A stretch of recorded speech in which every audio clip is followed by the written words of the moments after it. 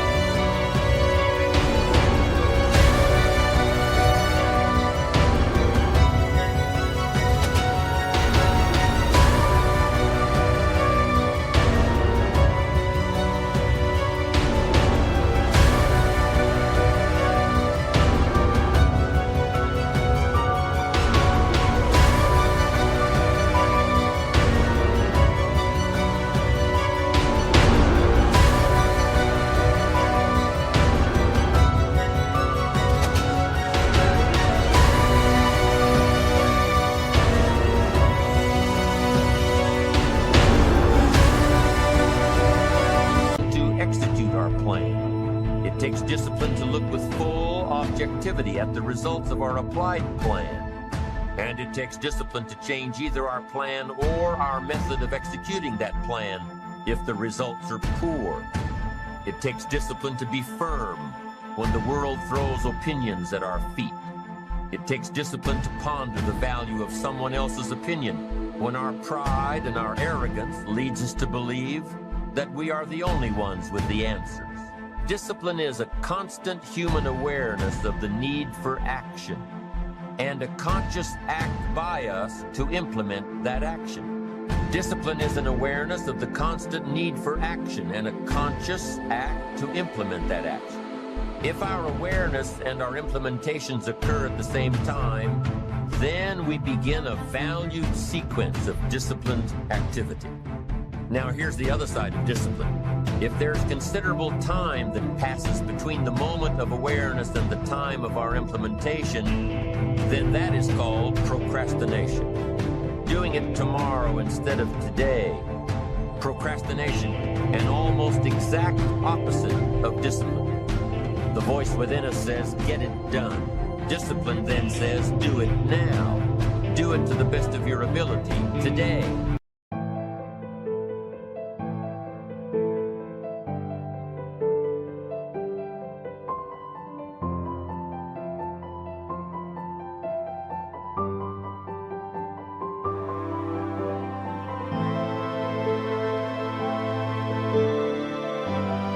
Tomorrow and always, until finally the worthy deed becomes instinctive. Procrastination says later, tomorrow, whenever I get a chance. Procrastination also says, do what is necessary to get by or to impress others. Do what you can, but not what you must. In every circumstance we face, we are constantly presented with these two choices. Do it now or do it later. Discipline and procrastination. A choice between a disciplined existence, bearing the fruit of achievement and contentment, or procrastination, the easy life for which the future will bear no fruit, only the bare branches of mediocrity. The rewards of a disciplined life are great, but they're often delayed until some time in the future. The rewards for the lack of discipline are immediate, but they are minor in comparison to the immeasurable rewards of consistent self-discipline. An immediate reward for lack of discipline is a fun day at the beach. A future reward of discipline is owning the beach. For most, we choose today's pleasure rather than tomorrow's fortune. So how can you get rid of the easy distractions? How can you keep your mind on what you're trying to do? How can you keep an attitude of doing it all and doing it now?